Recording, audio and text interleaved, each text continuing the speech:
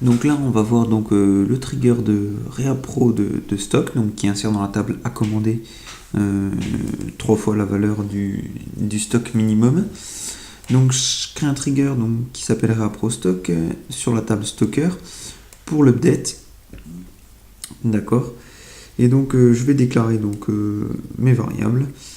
Ok. Et là, je vais faire simplement un select pour remplir mes variables, donc le numéro de l'entrepôt, le numéro de l'objet, la quantité de l'entrepôt et la quantité minimum from inserted. Donc à chaque modification, chaque update, un update c'est quoi? C'est un delete et un insert.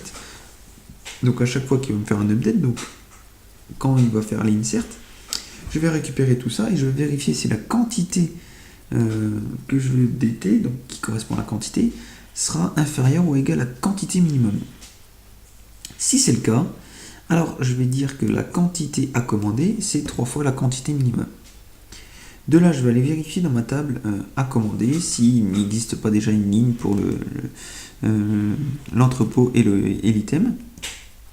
Si ça existe déjà, du coup, je vais faire un update sur à commander de la quantité pour mettre à quantité à commander 3 fois le stock, okay, minimum.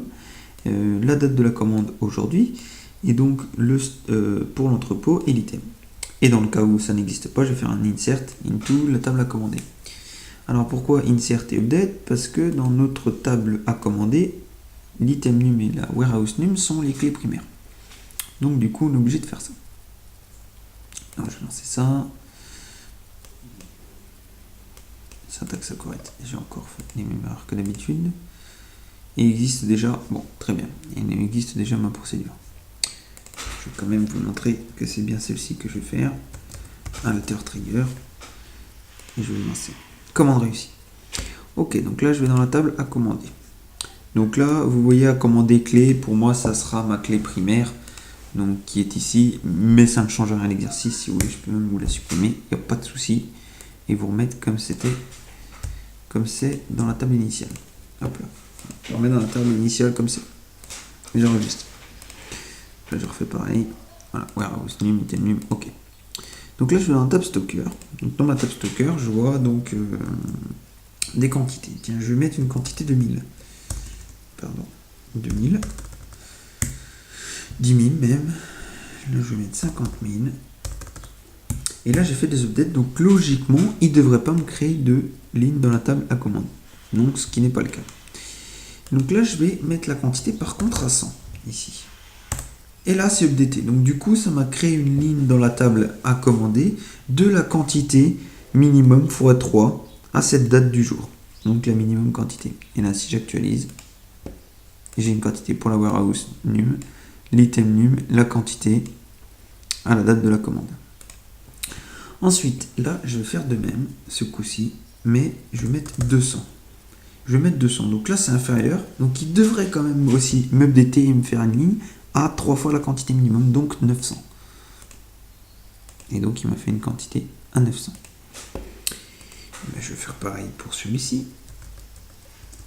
Donc je vais le mettre à 300. Hop là, et à 200. Donc là, il devrait me créer une seule ligne. Pourquoi? Parce que celui-ci est toujours au-dessus. Voilà, il m'a créé une ligne de 600 pour l'entrepôt 4, item 1. 3 fois 2, 6. Maintenant, ce que je vais faire, c'est que je vais modifier cette quantité-là. Entrepôt 1, item 1. Celle-là. On est à 300, d'accord? Et là, ce que je vais faire, c'est que je vais modifier ce stock et je vais mettre 200. Je l'update à 200. Donc là, jusque-là, tout va bien. Et là, il m'a rien fait. Et là, je vais remettre par contre 100. Et là, logiquement, il m'a updaté ma ligne et pas créé une nouvelle ligne. Voilà, donc j'ai toujours que 3 lignes. Pour que ce soit plus significatif, en fait, ce que je vais faire, c'est que je vais mettre ça à 150. Comme ça, vous allez bien voir que ça va updater la ligne de ma quantité. Et je vais mettre ça à 100. Et donc là, au lieu d'avoir 300, si je fais 3 fois 150, j'obtiens 450. Et donc voilà, il m'a bien updaté ma ligne à warehouse et item num. Donc voilà, c'était pas compliqué, un petit trigger juste pour montrer le principe.